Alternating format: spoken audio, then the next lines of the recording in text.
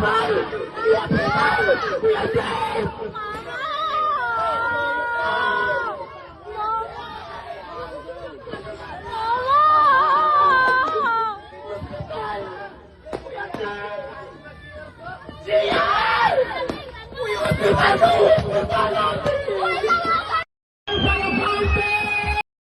pagor sa imuha ng magkuanday. Walay pabuto o kira sa imuha. Aw sa una ana di po buto. Anad.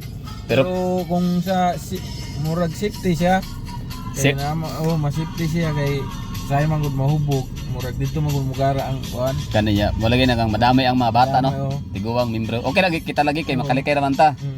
O gatong membro pamilya nga tiguwang og mga bata ba mo'y maputlag tiil tungod sa kabuang sa mga kahambogero sa mga hubog na patay. So mayo okay ra way ano kaldero lang tanan no. Okay rang mga lumping kaldero. Oo. Sige, Happy New Year.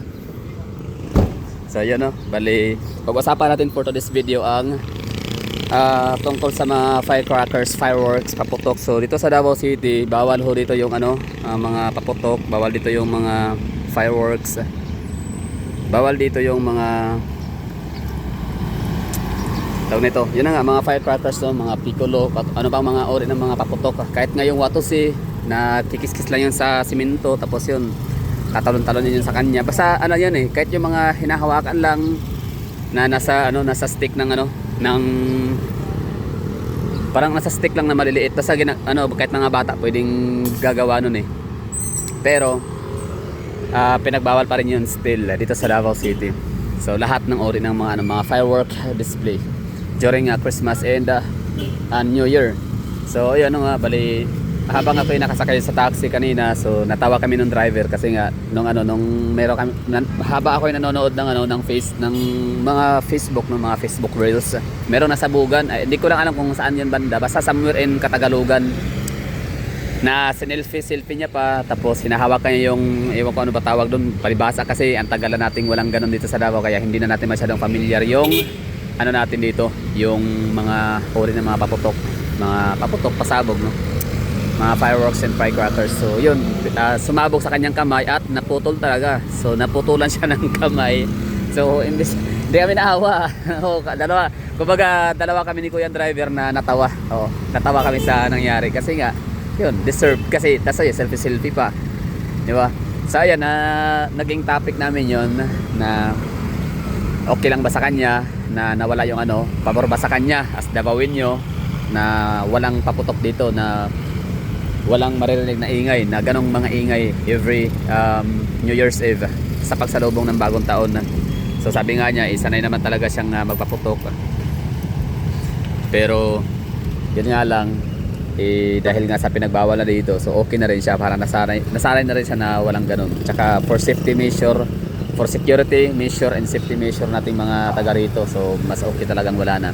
So kayo nanonood dyan ngayon, I know na marami na kasi nanonood sa Davao sa mga vlog ko dito no, na hindi lang kasi taga Davao, may mga taga Luzon and Visayas and some part of Mindanao no, na talagang nagpapaputok po sila, hindi ho bawal yung mga firework displays and mga firecrackers. So ngayon tatanungin ko ho kayo kung ano sa tingin nyo, maganda ba yung ano namin dito, yung aming nagiging patakaran? Maganda ba yung aming nagiging ordinansa dito? Let me know in the comment box no. So sa tingin nyo approve ba, I mean sa tingin nyo ba okay rin yun na gawin sa inyong lugar? Kasi sa amin okay, I mean for good yun. So maganda siya para sa akin kasi nga meron tayong membro ng pamilya ng mga bata maliliit, tapos sa mga matatanda na sila yung hindi kayang umilag sa mga paputok na kapag tinapunan ka. Kasi dati naalala ko yan na maraming mga na-hospital talaga, nasusugod sa ospital, isinugod sa ospital dahil nga sa naputulan, kailangan putulan ng paa, daliri, tapos yung mga naputulan yung mga wala namang kinalaman, I mean ibig ko sabihin mga inosente ba no, nadamay lang, for example na dumadaan lang siya kasi papuntang simbahan, papunta sanang magsimbang gabi, o punta lang sana ng palengke, yung yung nanay, yung ali, yung matanda, tapos yun dahil sa may mga lasing na siyempre lumalabas yung angas no, so paangasan, pagalingan, paastigan, so nangyari tinapon yung natapon yung mga fireworks, tinapon doon sa mga naglalakad. So yun, nasabugan, simple nasabugan, yan, naputulan ng paa. Yung iba taga namamatay, di ba? So kawawa, di ba? Pati yung mga bata, kawawa din. So sa ating sa akin, bilang man, physically fit naman tayo. So kapag tapunan tayo ng mga paputok, okay lang kasi pwede naman tayo makatakbo, makatalon or makailag. Yung mga yung mga pinaka vulnerable na tao na membro ng ating pamilya, yun ang yung mga bata at mga matatanda, buntis. So maaaring hindi sila makailag. So sila yung madidisgrasya. So good thing yan ang uri ng pamamalakad ng mga Duterte. Talagang iniisip talaga nila yung di baling mabash sila ng iilan, di baling magalit sa kanila iilan dahil nga sa siyempre yung unang maapektuhan diyan yung mga yung mga natitinda, yung mga nagninegosyo, yung mga nasa industriya ng mga paputok. So sila yung pinakaunang apektado kasi mababawasan yung kanilang magiging income. Tapos pangalawa naman yung mga nasanay na yung di ba? Kumbaga nakasanayan, naging parte na ng kanilang kultura ang paputok every December 25 at saka ng New Year's Eve sa pagsalubong ng New Year ng bagong taon. So mababago 'yon gawa nung sa ginawang ordinansa ni Tatay Digong, ni dating Pangulong Presidente Duterte. So ngayon, mayroon ako mga nababasa naman mga nakikitang balita na across the country or throughout the country may mga ibang mga cities na rin na nag-declare ng no firecrackers, no fireworks policy. So talagang total ban talaga. So yun, iyak yung kita ko sa comment section, ang daming umiyak, ang daming mga iyakin ng mga Tagalog, mostly sa Orea pero mga Tagalog karamihan. Na yan nga para ang boring daw, napakawalang kwentang batas daw, ganun. Basta I don't know, somewhere in Manila ba yun or Laguna, I don't know. Basta somewhere in NCR or Laguna na yan nga pinagbabawal yung mga paputok. So yun nga na may mga nagagalit kasi walang kwentang batas daw, napaka-boring daw ng pagsalubong ng bagong taon, wala man lang daw ingay, walang paputok. So yun, hanggang sa nagbabalita, ang daming mga exchanging ng mga comments in the mga opinions may mga sang-ayon, may mga hindi. So mostly talaga yung sang-ayon basta pabor sa akin yun in general, mas makikinabang lahat. Kita naman taga Davao City, look at Davao City, okay naman tayo dito survive naman tayo ng mag New Year naman, kaya naman nairaos naman talaga tayo yung New Year natin nang walang ganun nang walang paputok. Okay naman tayo dito, wala naman tayong problema, di ba?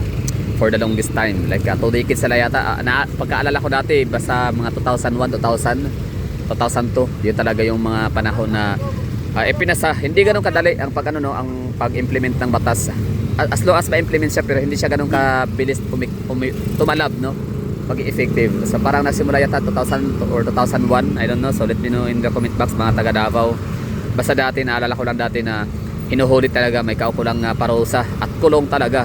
Oo, may multa tsaka kulong yung parusa. Tapos ngayon, siyempre, kahit pa hindi ka naman, pwede ka naman magtago sa bahay, tapos yung sino napaputok, walang aamin. So ngayon, okay lang yun, walang problema. So ngayon, yung mga naputukan, siyempre papa-hospital yan. So hospital muna yan. Tapos pagdating sa hospital, pagkalabas niyan, diretsong kulungan. Ayun, diretso binangguan yan. Kulong yan diretso. So aabangan ng pulis pagka okay na, pag pwede na ipalabasin. Naalala ko lang dati sa Davao City, ganun yung paraan dito ng stop, ganun yung paraan dito sa pag implement ng batas ng yun nga, city ordinance ng bawal paputok.